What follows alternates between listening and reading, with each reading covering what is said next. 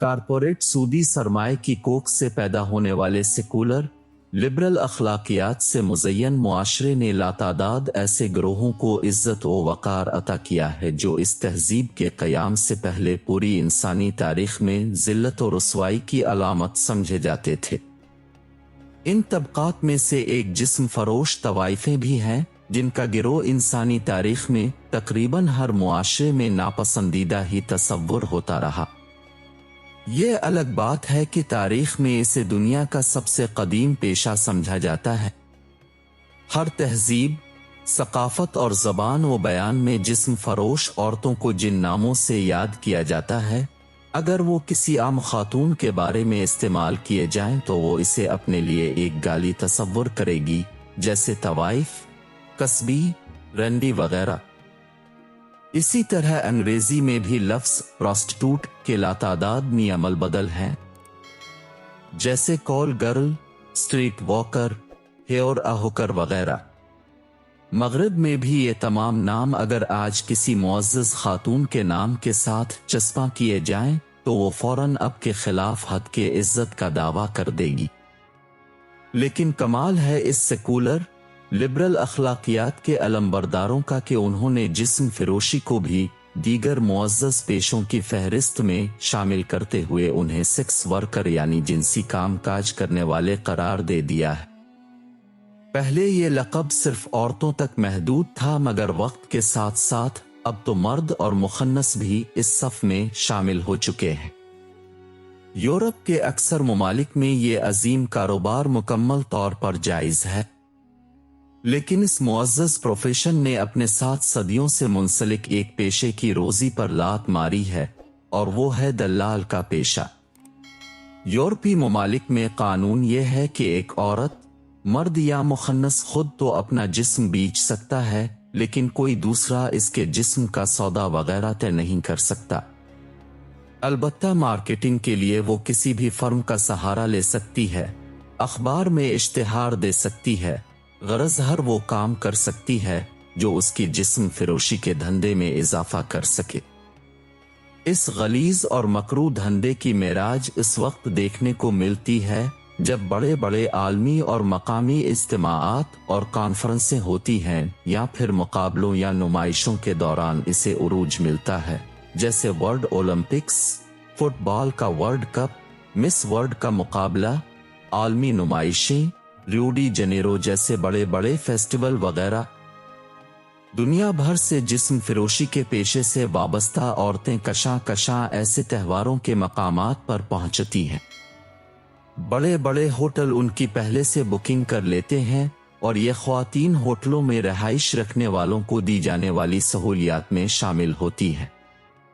मुख्तलिफ बार, नायब club, massage parlour वगैरह इन तकरीबात के दौरान ऐसी औरतों का खुसूसी एहतमाम करते हैं। 9 बढ़िए की दहाई में जब दुनिया भर में एड्स बहुत फैला हुआ था तो खौफ की वजह से सबसे ज्यादा जिस्म फिरोशी के पेशे पर ही सवाल आया। लेकिन कमाल है कारपोरेट मार्केटिंग का कि इस प्रोफेशन को जिंदा रखने के लिए बाकायदा ऐसी तमाम ख्वातीन को एड्स फ्री होने के ब्लू कार्ड जारी किए गए और दुनिया भर में महफूज जिनसी रवाबित के लिए मैनुअल शाये हुए। अखबारात और इलेक्ट्रॉनिक मीडिया में बाकायदा जिनसी तहफ़्फ़ुज़ात की मुहिम चलाई गई। हालांकि एड्स की बीमारी ने दुनिया को एक ही अखलाकी सबक दिया था कि अपने पार्टनर तक महदूद रहिए, लेकिन मगरिब की अखलाकियात इस बात पर कैसे कायल होती कि लोग अपनी इज़्दिवाजी जिंदगी को पाकीज़ा बनाएं। इसीलिए उन्होंने शादी से बाहर जिनसी इख्तिलात के दौरान एहतियात पर जोर दिया ताकि जिस्म फिरोशी की ये चुक्का चौंध मार्केट कहीं एड्स के खौफ से खत्म ना हो जाए। कारपोरेट सूदी निज़ाम के आलमी करता धरता एक अहम माशी फोरम पर हर साल इकट्ठा होते हैं, से अ वर्ल्ड इकोनॉमिक फोरम कहते हैं। ये फोरम 24 जनवरी 1971 को कायम हुआ था, जिसमें दुनिया भर की 1000 कारपोरेशनें और कंपनियां शामिल हैं। ये तमाम सरमायादार हर साल जनवरी के आखिरी हफ्ते में स्विट्जरलैंड के शहर डोविस में एक कॉन्फ्रेंस मुनक्किद करते हैं। یہی وہ سرمایہ دار ہیں جو جدید مغربی سودی جمہوری نظام کے اصل پس پردہ حاکم اور فرما روا ہے۔ ان کے دیے گئے اربوں ڈالر پارٹی فنڈز سے امریکہ اور یورپ میں پارٹیاں الیکشن لڑتی ہیں، انہی کے سپانسرز سے بڑے بڑے tournament, world cup, fashion show اور میلے سجتے ہیں۔ یہی تو ہیں جو دنیا کی خوبصورت ترین ماڈلز اور فلمی اداکاراؤں کو کثیر سرمائے سے اپنے لیے سفیر مقرر کرتے ہیں۔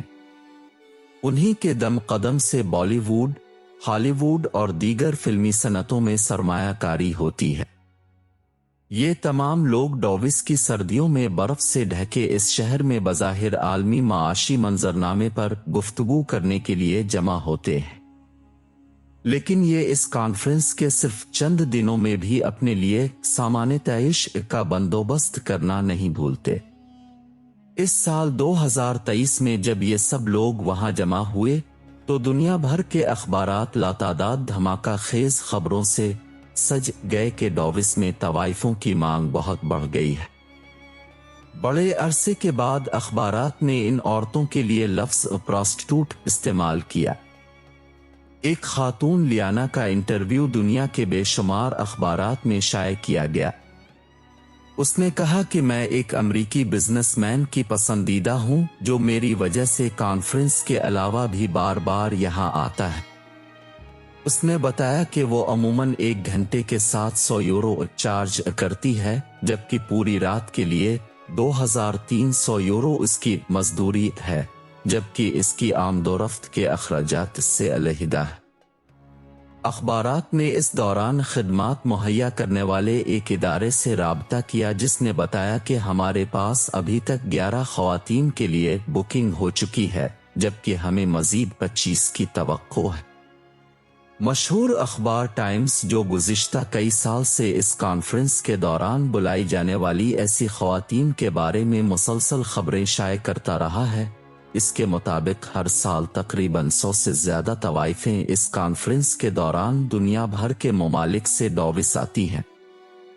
کانفرنس کے ایک سرکاری ڈرائیور نے انٹرویو کے دوران انکشاف کیا کہ وہ ایک خاتون کو ایئرپورٹ سے لا رہا تھا، جس نے راستے میں اسے بتایا کہ وہ ایک ملٹی نیشنل کمپنی میں کام کرتی ہے اور اسے اس کے باس نے مجبور کیا ہے کہ وہ ڈاووس جا کر ایک بوڑھے شخص کے ساتھ رات گزارے۔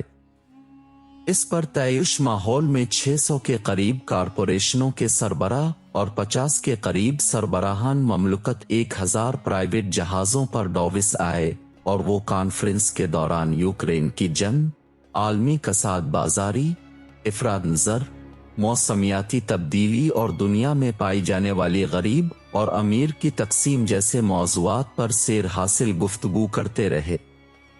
یہ وہ لوگ ہیں جو اس وقت دنیا کے عالمی مالیاتی، سیاسی اور معاشرتی نظام کے اصل کرتا دھرتا ہیں۔